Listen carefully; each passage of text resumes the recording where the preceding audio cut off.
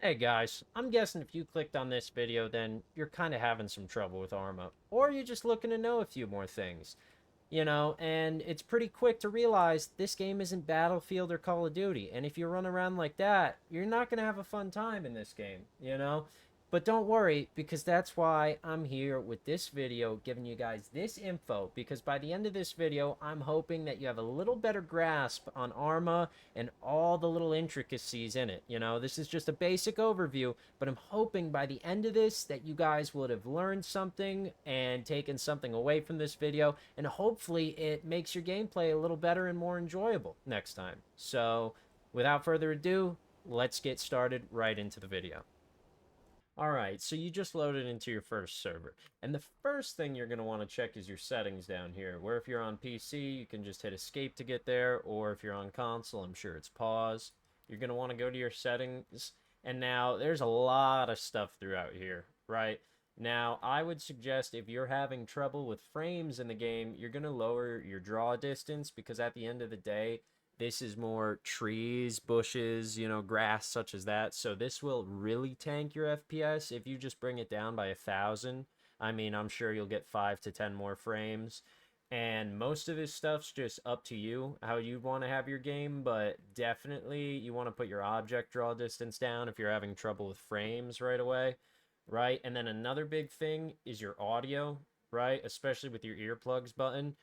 And you want to make sure your audio is not too bad, and you want your voice chat somewhere between 30 and 50, however much you want it. You don't want it too loud because sometimes teams can get a little crazy with talking so much. So, and other than that, the only other key aspect that you want to make sure you come look at is your control settings over here, especially once you play on a server that isn't official. Due to all these mods, they have their own controls, and preferably for most servers, they're always going to have RHS in them, this mod, and you're always going to want to make sure all these right here are all set, especially your radial menu. This comes in handy a lot towards once you start leveling up in the game and whatnot.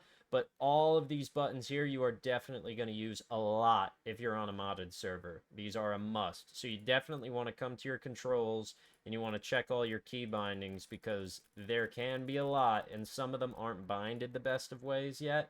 So, you can come through here, bind them again, and especially for console guys, you got to know how to use the radio or talk in chat. You just have to. So just go through here, find your controls, your aiming, your leaning, your radio and push to talk, Other than that, everything else can be how you want it, but you got to have those keys binded for good communication in this game. It's necessary in this game to have that communication. So you definitely want to come through here and check through all your key binds and whatnot and get them all set to what you know. And if you're having any FPS problems, just drop your draw distance, drop your quality. You don't need to put your post processing on, and it should help you out a lot. All right, so now once your settings are all fixed, your game's running smoothly, you got all your keybinds, you know what you're doing.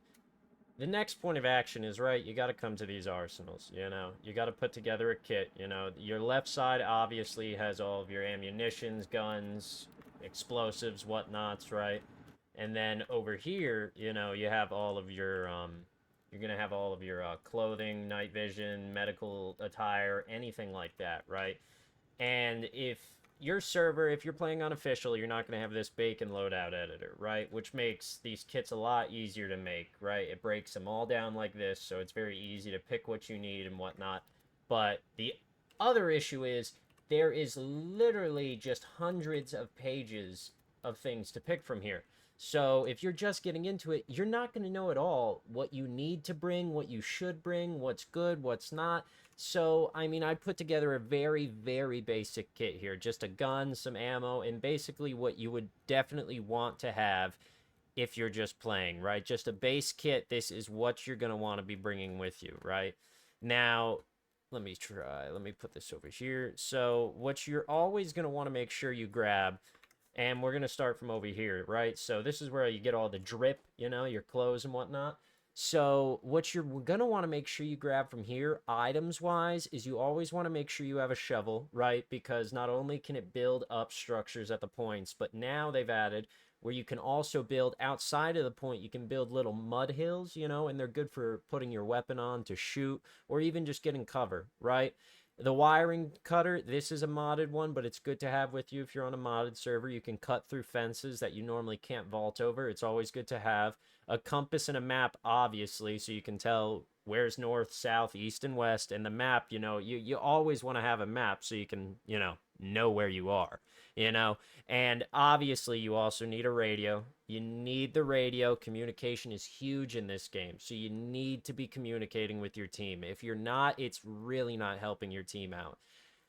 And for medical wise, most servers I rarely use a tourniquet and I have a few hundred hours in the game. So what I usually run is I'll run bandages because they stop any bleeds, whether it's on you or a friendly, right? I'll normally carry 8, 6. You don't need that many, but it's up to you how long you want to stay alive, right? Saline, I normally carry 2, maybe 1 if I'm just going to snipe in the back lines, but this is if you lose blood, so you don't need too many of these since they can get pretty heavy, right? And then also what you can find in there is this on modded servers, the 14TS 8009 Orion. And this is very important, and a lot of people don't even know this, and I was one of those people for quite a long time. But on these modded servers, you have the ability to call in airstrikes that are outside of people, and you need this on your person as well as the binoculars that have a rangefinder. And I'll show you guys how you can do this later in the video, but you definitely want to carry this if you can. It's only 0.5 kilograms, barely anything, and most people are going to have the rangefinder anyways, so you might as well carry it. And for like grenades and smokes, I would say 3 to 4 grenades at minimum, if you're not going too heavy.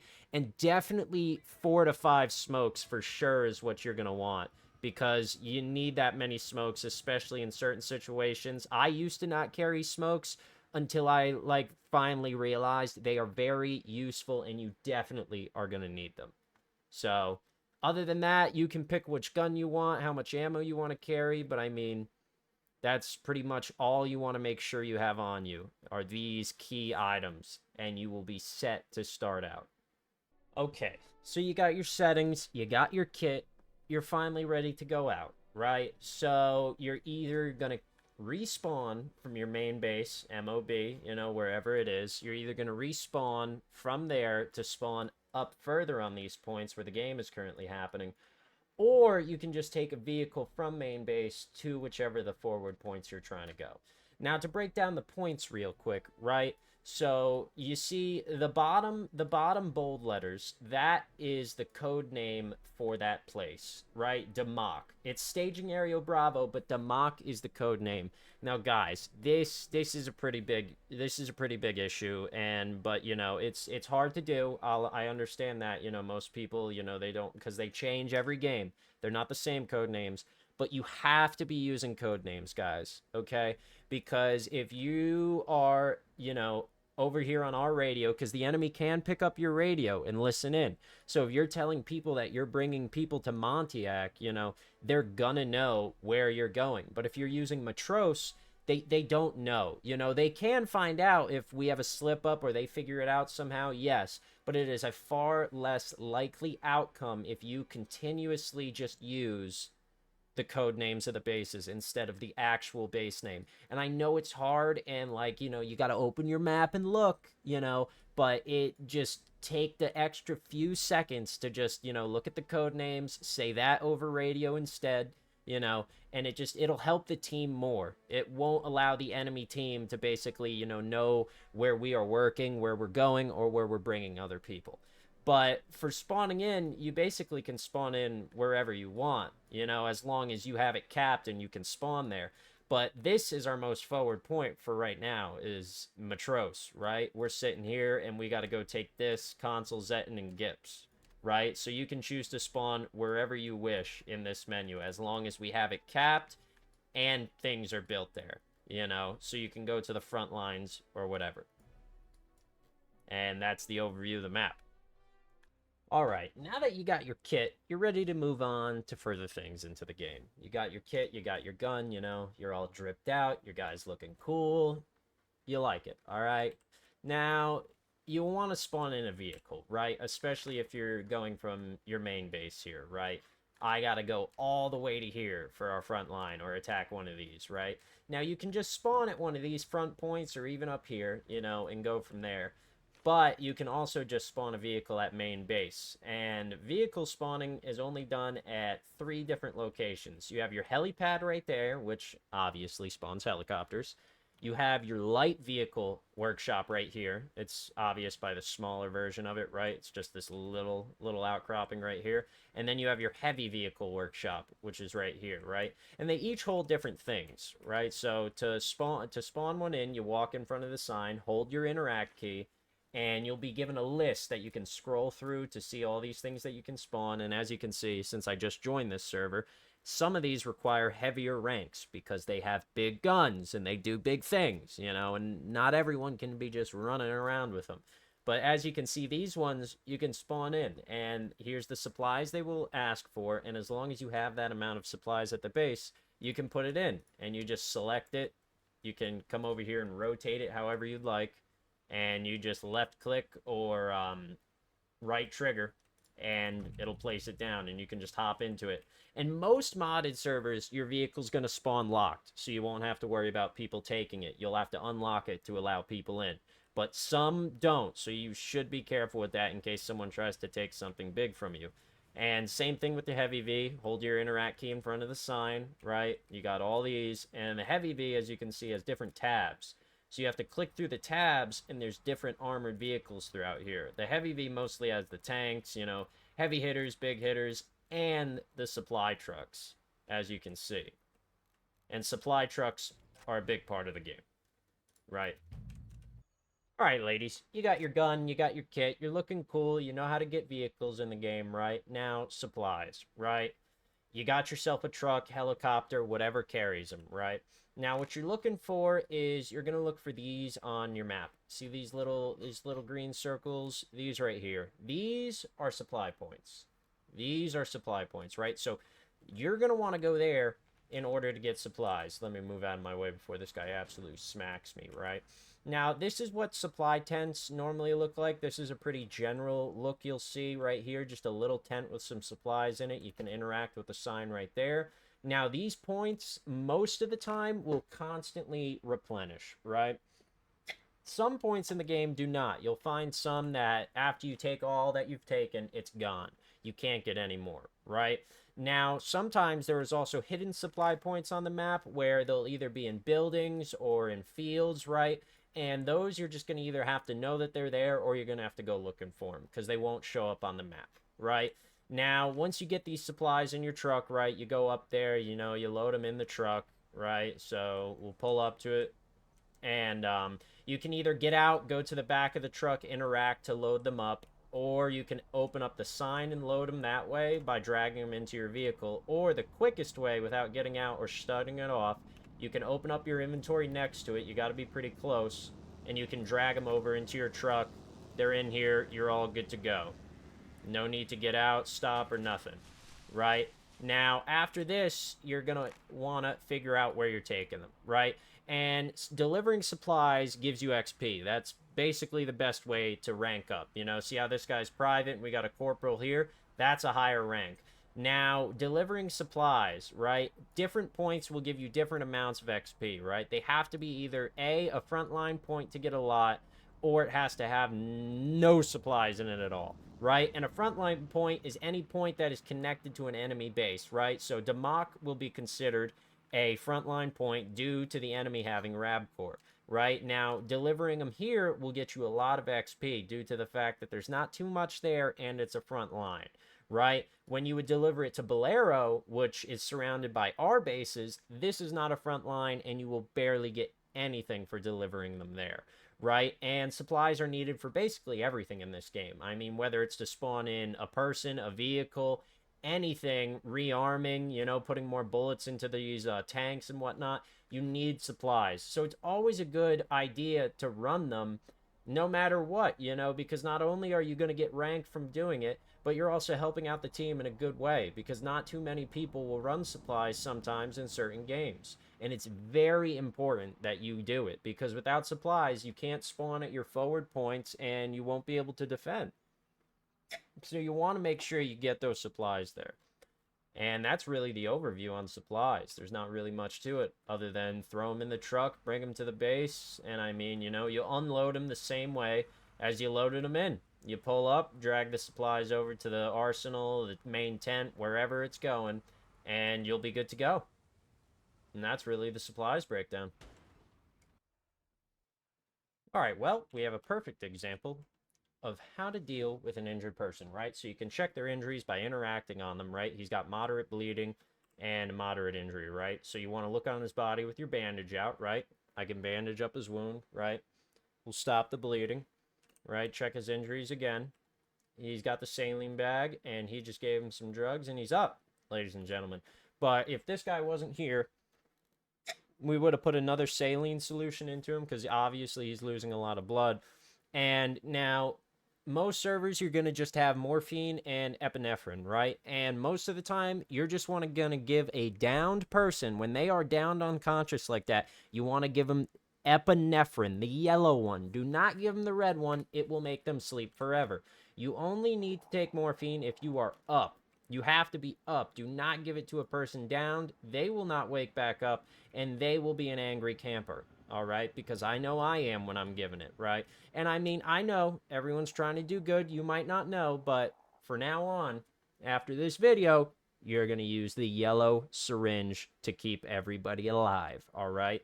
And, you know, other servers other than this one, they do also have more medical stuff, such as different drugs, different needles. And with that, you're just going to have to read them and know what to do. But also this medical kit right here, right? You can hold this. I can't right now because I'm so fat. But the medical hit here is how you can heal others. So right now, see how I can barely walk because my legs just absolutely obliterated? You would need another person, right? And if they have that med kit inside of a med tent, then you would be able to heal my leg injuries fully, or any others that I might have on my body.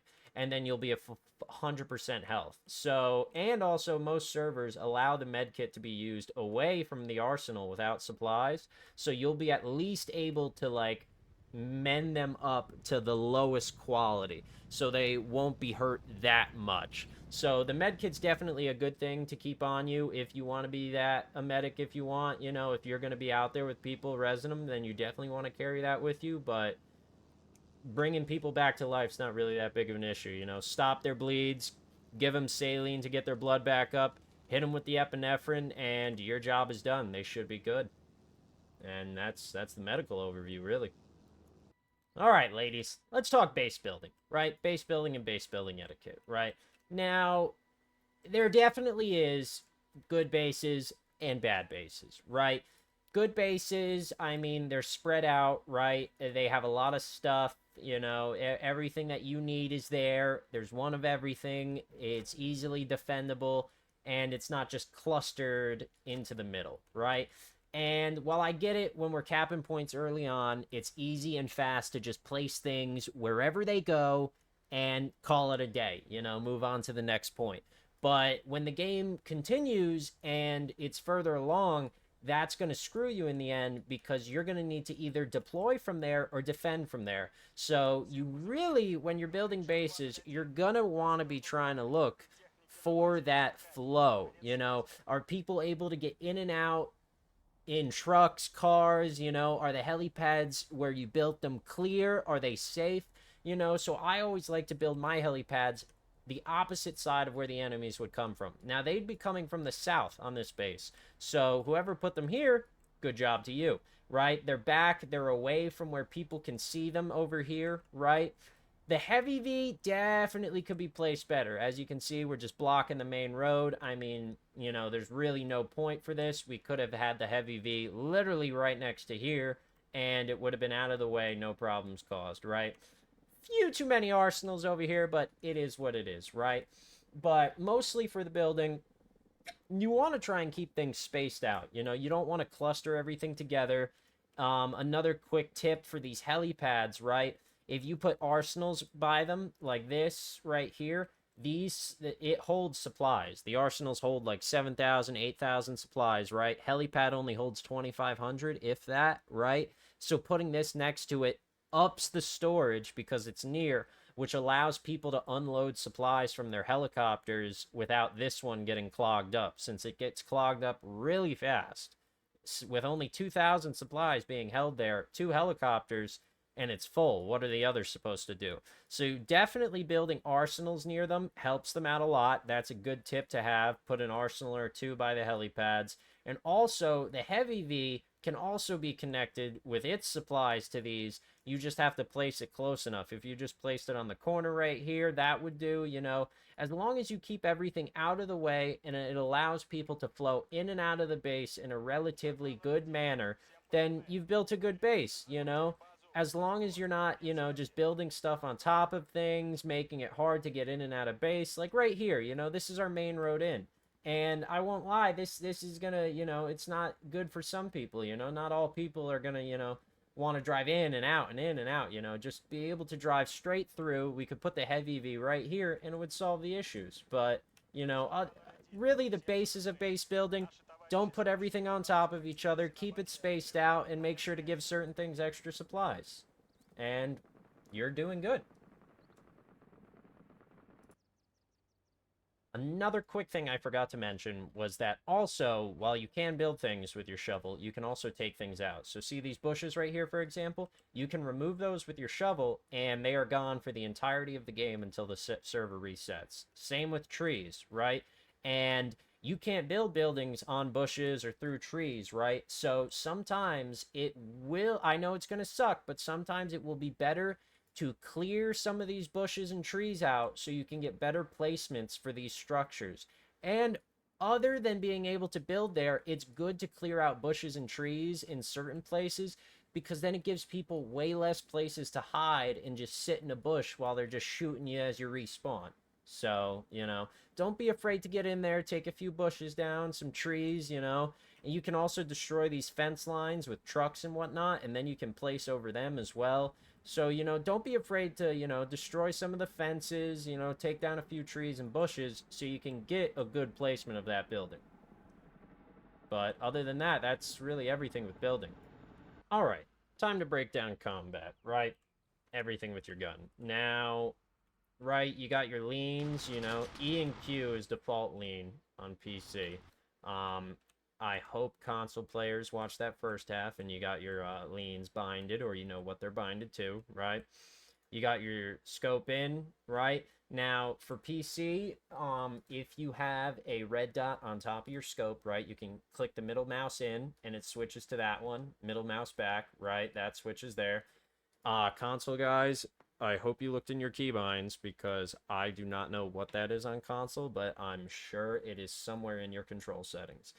Now, once you're in here, right, as you can see, it does also tell you the controls on your bottom left, whatever they are, right? Now, if I hold Alt and scroll in, right, zooms the scope in, Alt and scroll out, zooms it out, obviously, and that might be too slow for some people, so if you use your plus and minus on the keyboard, as you can see, it zooms in far faster and zooms out far faster, right? And you can lean in here and whatnot, right? And you got your crouch key, which is X, right? And weapon sway, you can't hold your breath in this game, right? So you're always going to have your weapon swaying a little no matter what. Now, when you're standing, that's where you're going to get the most sway out of, right? And then if you go to crouch, it's going to sway a little less. And prone, same thing. It's going to less on prone, right? Now, some weapons have bipods, which you can deploy and mount on anything that they're allowed to be mounted on, right? But even without a bipod, you can mount your gun either on the side of a wall, on top of something, like right here. Now, the default key on PC is going to be C, right? You hit C, and you see I mounted my gun. I can still move left and right, but it keeps the gun mounted. Now, when you mount your gun, you're going to have almost no sway at all, right? And barely any recoil in this game, right? Barely any recoil when you're mounted. There's recoil when you're not mounted. But when you're mounted like this, you can move back, you can move forward, and see, it just knocked me off if I move too far back, but you hit C again, you're back to being mounted, right? Now, on the bottom right of your screen, you can see how much ammo you have if the server allows it and the mod is on. But you also see I'm sighted in currently at 300 meters. Now, default zeroing on PC is going to be your page up and down. So page up, you see now I'm at 400. So when you sight it in, you're going to page up to whatever the scope goes to or wherever you need it to be, and it will be sighted in. You know, and a good way to always check is if you have the binoculars. Oh, we're getting striked. If you have the binoculars that have the rangefinder, which you're always going to want to have on PC default, you hold R for a little second, get that red dot, let it go. That's at 162 meters, right? So you can just sight it in for that. Sadly, the scope only goes to 300, and then you can shoot, you know? Oh, forgot I already shot one. But let's see if I can show you how the zeroing works. So, right, we're sighting at 300, we shoot, hit the rock like right there around, right? So now we'll page up to about 900, and if we shoot in the same area, it should be higher, I believe. Yeah, it shot up there. So as you can see, the zeroing in does actually do something in this game and is something you're going to have to keep in the back of your mind most of the time. Especially if you're sniping, you're going to need to know how far out you are and what you're going to need to be sighted in at. Now, along with this rangefinder being able to sight things in, earlier in the video when I told you to bring over your Orion with you to be able to do airstrikes, right? And I told you to bind your RHS radial menu. That is what you're going to use in this scenario, right? So you're going to range in, right? This is where you're going to say you want to put an airstrike here for some odd reason. Middle of the woods, no one here, right? You're going to sight it in, right? You get that range, and you hold your radial menu button, right? See, it pulls up this, and it can be used for other things as well, you know, night vision, other gun attachments, right? But you're going to hold it. You're going to click into your rangefinder, right? And you're going to see options here. Now, Russian teams always have 2 options, right? And a resupply crate. US, on the NATO side, you're only going to have the ability to use 1 airstrike, right? And as you can see here, they have a cooldown. This one 18 minutes, this one 20. And as you can see, I don't have the required rank of major to call these in. So you do have to be major to use these, but they are very useful once you can use them because you can use them anywhere and you just need squad of 4 people. As long as you're in a squad of 4 people, you do not need to be leader. You just need to be in a squad of 4 or more people and you can call these in. Now, these are really useful for taking out buildings. Either one of these strikes will immediately topple a building to the ground, no ifs, ands, or buts. And they're also very good if you are very backlined and you see a lot of enemies on a point and they're all just hanging out. This is a perfect decision to make because it is just a massive, unescapable explosion that hits the ground. But that's how you do that, and you just need to get to major to be able to do it. And not a lot of people know that this exists, you know? And all you need is a rangefinder binocular, and you need this Orion in your inventory along with a radio, and you can call in an airstrike no matter where you are on the map as long as you are major. And other than that, that's really your basis for combat right there. You also have the ability, if you hold control and scroll wheel, you can go up and down at intervals instead of just the normal crouch and prone. Now, what that is on console, I do not know, but I'm sure you guys can do it. You just got to look into your keybinds. But that's really all for the basics of combat. All right, lads. Let's talk gameplay and communication, because that is going to be your biggest asset in this game is communication, right? This game, Arma Reforger, is you can play it single, but you got to have people, all right? It's a squad game. You're supposed to be communicating with the team, all right? And you need to have your radio and your voice chat binded. You just need them, and you got to carry them. It's the most powerful weapon in the game, you know, being able to tell, you know, people across from you that you see people that, you know, they're on their left, you know, being able to communicate with your team is the utmost importance in this game. To be able to clearly state, you know, what you see or what you're doing to other people, it's just necessary in this game to either A, stay alive, or B, not get shot by friendly fire or shot down as a friendly helicopter with a heat seeker thrown at you. It's just always good to say what you're doing, you know, to update the team and to have everybody on the same track. You just need that. And along with the communication and whatnot, right, there's a few things else with your team play and squads that you can take advantage of. One of them being this backpack I have on me right now, right? Now, this is the base game one. There are modded ones, right? And they all work a little bit differently per server. So you got to figure out how that server works with it. But for this server, the radio backpack, right, works basically is if who's ever in your squad, right? Your squad being, normally tells you on the bottom right if you have a modded server with it enabled, right? Anyone, you put this backpack down. I don't know if it'll let me at main base. No, it won't. But you can drop that on the ground outside of main base, correct? And as long as you have supplies in it or bring a supply truck with you and then set it up, you will be able to have people spawn there who are in your squad. Now, some servers, you can spawn on a radio backpack as long as someone has it. They don't need to deploy it. It can be on their back, right? But for this server and official vanilla, you have to be in that person's squad and they have to deploy it on the ground. When you drop it on the ground, you can interact with it where it will say deploy radio bag. And when you deploy that bag, people will then be able to spawn on that bag who are in your squad. And it will use supplies to spawn, but you can just keep dragging more supplies into that deployed radio bag. And you can put those anywhere. They do not need to be connected to a point or even near one for that matter. You could put a radio backpack right here if you really wanted, and our whole team, whoever's in your squad, can start spawning here, causing ruckus, right?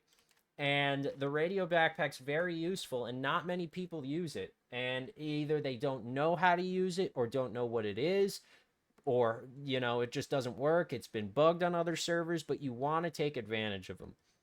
They're very useful. They're very useful for, flanking, for doing anything, because you can get far into the enemy's camp and you can spawn in with your loadouts on those bags as long as there is supplies. Now, a similar thing like the radio bag is going to be your MCU, or the mobile command truck right here, right? Now, this thing is basically like a radio bag on wheels, right? It's the same concept as the radio bag, right? You deploy it and whatnot wherever you want, and people can spawn on it. But the only difference with this one is, right, you can build with it, right? And now this is a big one, right? You can build a whole ass point through your mobile command unit, right? Now, you can put this anywhere on the map, right? It does need supplies. People spawning here will use the supplies, right? So it's kind of hard to put these not at supply points, right? But the smartest option you can do with these is basing them at these infinite supply respawn locations, right? So, for instance, I would say for this game, a pretty solid one, if we can put one right here, right? And you can basically build a whole point. So when people spawn there, there's infinite supplies. They can either use the arsenals, they can spawn vehicles, they can spawn helicopters, and the mortar pits, you can use mortars off of them, and you will be wasting no supplies because you're at these places which have infinite. So the MCUs are really, really, really important, and they're not used by anyone. Like they are used, but they're not nearly used as much as they should be. They really should be used more because they are key aspects in this game and basically allow you to make your own point wherever you want, and anyone can spawn there. You do not have to be in the same squad. Anyone on your team will be allowed to spawn on this thing, and let me decommission this so this guy doesn't get a fanny. But that is all you really need. Once you get that MCU up and you build a point around it, it's just going to constantly be getting more supplies. So you want to make sure you build them there. And they're really helpful for the team for pushing forward, because you can put them far back. They're another thing, just like the radio bag, we could put one back here if we wanted, or even back here, really disrupt the enemy, but there's no point in pushing it this far back when we can't even cap these points, So as long as you're smart about it and you put it in a good area where people can actually use it, then you're doing a good job, and that's what you want. So, make sure you use the MCU, boys, and the radio bags. Don't be afraid. Take one, let it be known in the game, that your squad will have one up, if you use the radio bag, and just slide it out there, man. But yeah, that's all really for team play and communication. The basics, really.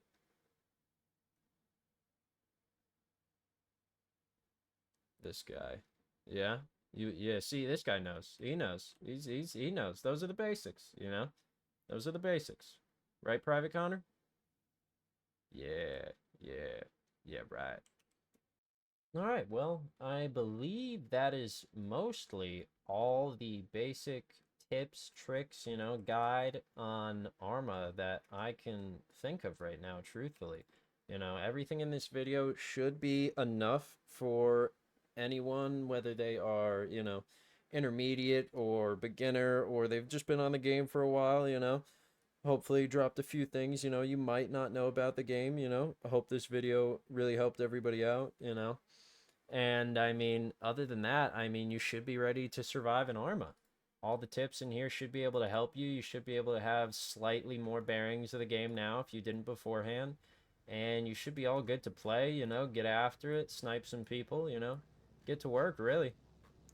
So if you enjoyed the video, you thought it was helpful, please leave a like, comment, subscribe to the channel, let me know, if you guys want another one with a little more advanced tips or, stuff I missed, or if there is anything I missed, you leave that in the comments. I can make another video. I'll cover even more stuff with it. But, I mean, other than that, thanks for watching. If you're hearing this and you've watched it all the way, I appreciate you. I appreciate you, good sir or good lady, whichever one it is. All right, but I appreciate you for being this long, and I hope you guys learned something. Hope it helped you a little, and that'll be all. See you guys in the next one. Peace.